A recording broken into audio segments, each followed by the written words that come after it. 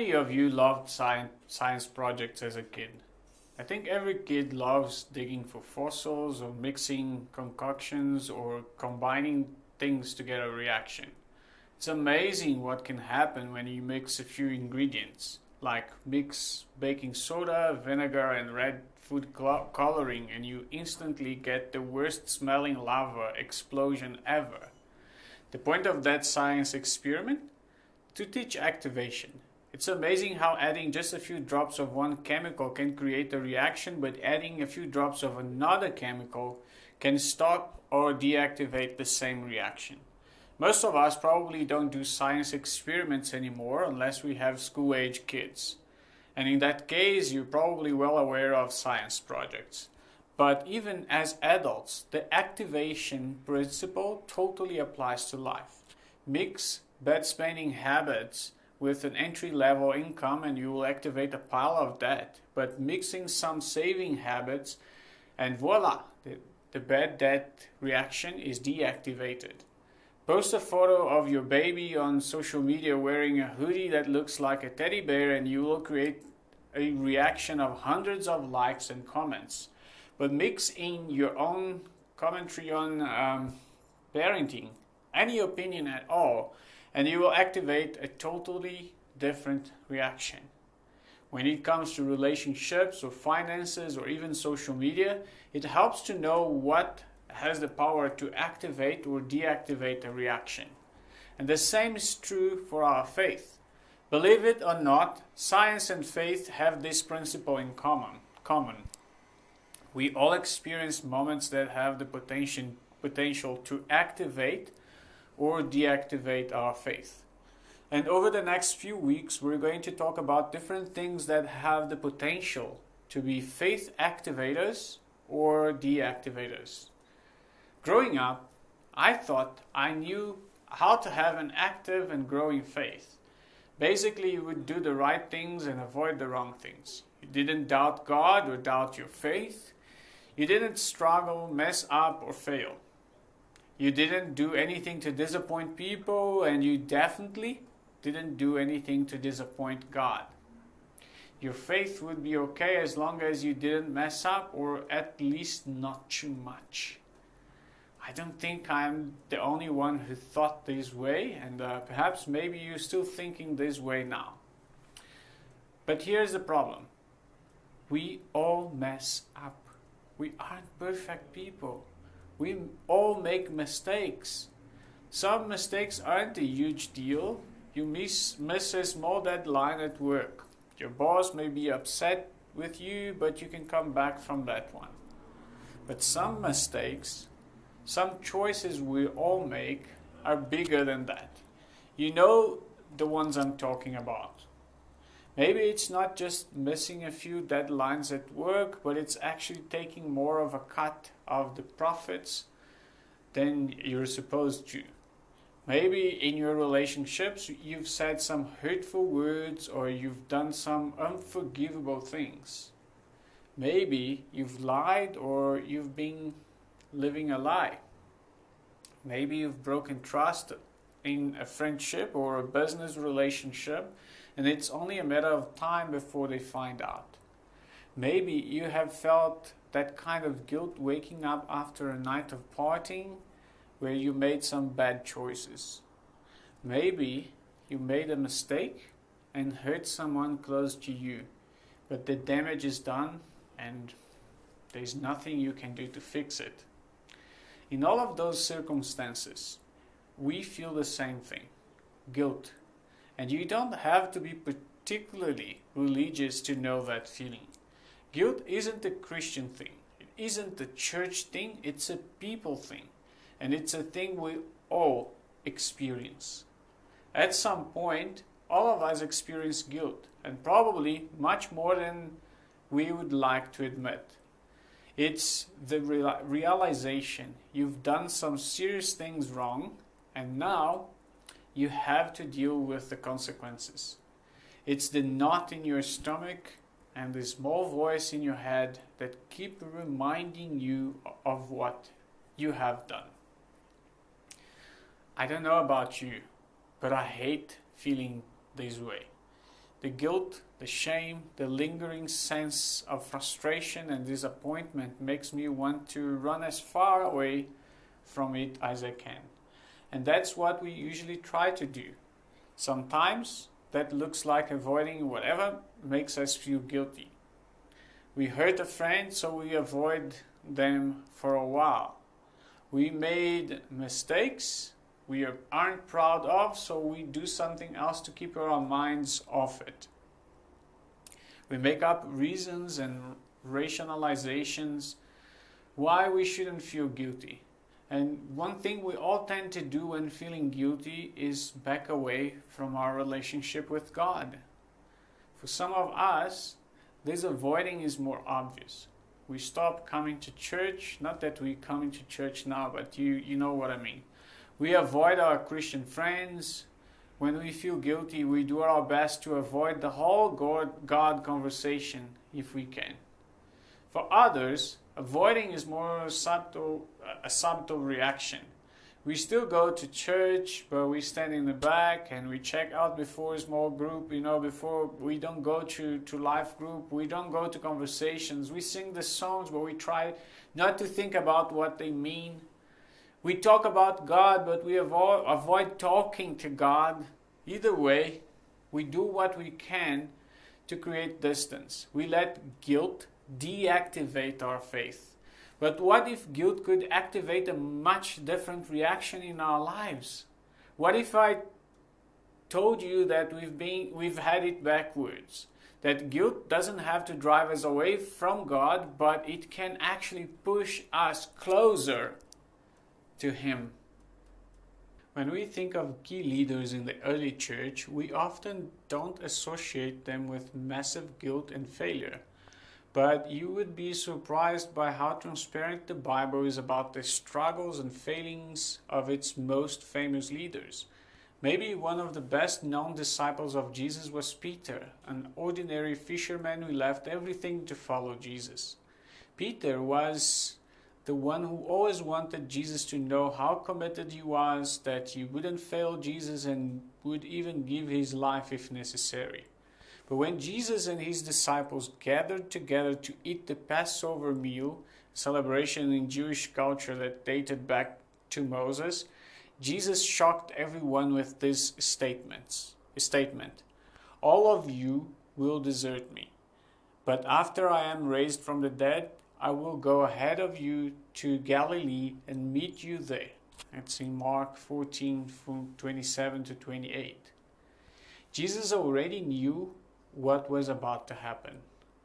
This would be his last meal with his friends, because very soon he would be arrested, beaten, and crucified. This probably shook up all the disciples, but Peter especially couldn't handle this kind of news. In a classic Peter move, he spoke up and let everyone know, including Jesus, that he would be the guy to stay committed. Peter said to him, "Even if everyone else deserts you, I never will." Mark 14:29. Listen to what Peter was saying here. Everyone else is going to fail, but I will be the one who doesn't. Everyone else will be guilty of leaving you, but I will be the one who stays by your side. So, what Jesus said next, no doubt, came as a huge shock to Peter. Jesus spoke directly to Peter and told him that he would deny knowing Jesus 3 times that very night. And the rooster would crow afterwards as proof. Peter would deny knowing Jesus. He would deny believing in Jesus. For Peter, it was the worst possible failure he could imagine. And even though Jesus said it directly to him, Peter still didn't believe that could happen. So he went all in on his promise. Even if I have to die with you, I will never deny you. Mark 14:31. But Jesus was right. Within hours, Jesus was arrested and taken away, and Peter denied having any connection to Jesus on 3 separate occasions. And this wasn't just a casual accident on Peter's part. The third time someone asked him if he was with Jesus, and Peter swore that he didn't know him, even calling down curses on himself if he was lying. He had completely failed and betrayed his teacher and friend. I bet Peter had a sick feeling in his stomach afterward. As soon as the rooster crowed, like Jesus said it would, the full weight of Peter's guilt crashed down on him. Peter wept bitterly. He had broken his promise, the promise he made to Jesus face to face. And now, how could he ever face Jesus or anyone else ever again? When we're confronted with our guilt, the burden and the pain that can be really overwhelming.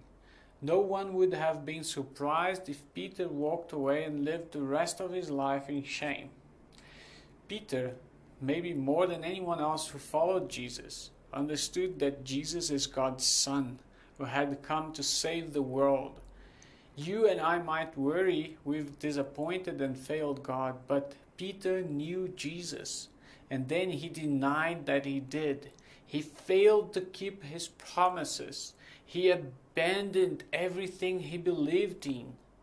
He was guilty.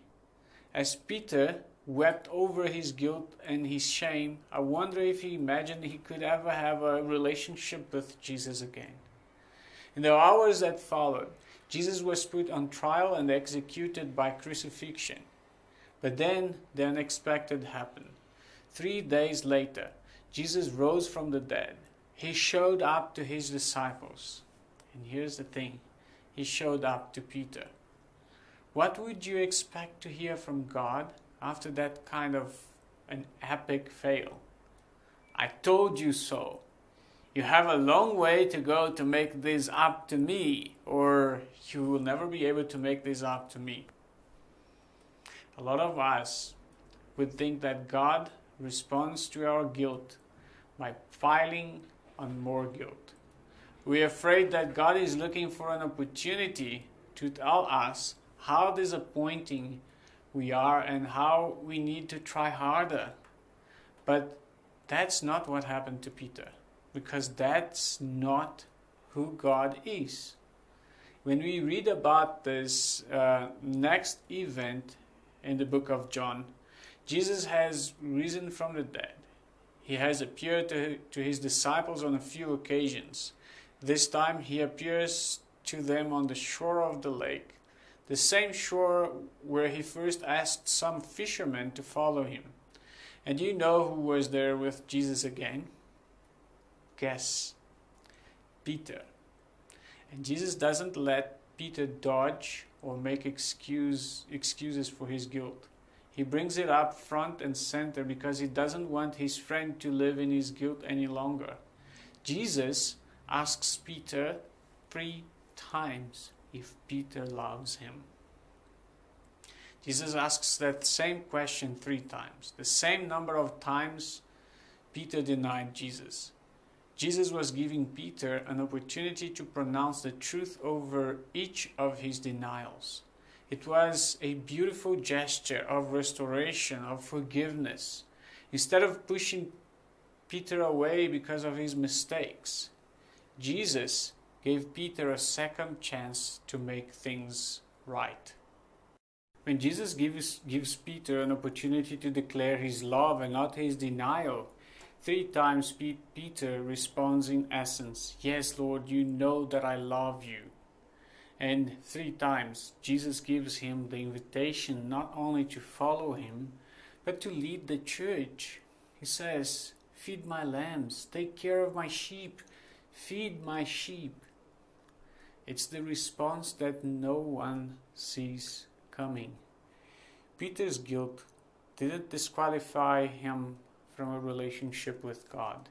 Instead, it activated something for Peter, God's grace. He received what God offers each of us, forgiveness. Jesus responded to Peter the way that God always responds to us when we come to him guilty, with a clean slate and a second chance. Not because we deserve it, but because God is that good and that loving. Because this is the thing, guilt activates grace. Right now, you may be carrying guilt in different areas of your life. There could be guilt in your relationships. You haven't been the kind of husband or girlfriend or friend that you know you should be. There could be guilt in how you've treated your family. You know you've made a ton of mistakes when it comes to your kids, or how you've treated your parents and siblings. There could be guilt in how you've approached sex, money, or power.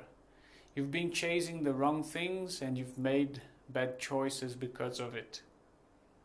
Think of all the energy you might spend trying to avoid, hide, or doing what it takes to not feel that guilt. Now think of some ways you've allowed your guilt to create distance between you and God. Today, I want you to leave here knowing this. God doesn't want it that way. He's not okay with the distance between you. And while it can feel like a certainty, guilt doesn't have to deactivate your faith. In fact, just like Peter, he could activate it in a whole new way. So here is an invitation for you. Be honest with God about your guilt and receive the grace He gives you. Think of it like chemistry. When two chemicals connect, something always happens. It activates something. When we bring our guilt to God, it doesn't deactivate our relationship with Him, and He doesn't condemn us because of it. When we bring our guilt to God, God responds with grace, because guilt activates grace. And when God responds to us with grace, we respond back to God with gratitude. When we want to run away, gratitude keeps showing up to us and moving forward in our faith. We show gratitude for forgiveness, gratitude for second chances, gratitude for kindness. Imagine if the time and energy you would normally spend dealing with guilt could be used to live a life of gratitude. Imagine if you didn't have to carry around feelings of guilt and shame. What if you were set free from guilt because of God's grace and forgiveness? Think about how that would change your relationships and friendships and the way you approach your work. Your whole life would be different. You may have thought that guilt drives you away from God, but it doesn't have to. And God doesn't want it to. Guilt doesn't have to deactivate your faith. Because when we bring our guilt before God, God responds with grace. So let your guilt activate God's grace. Blessings.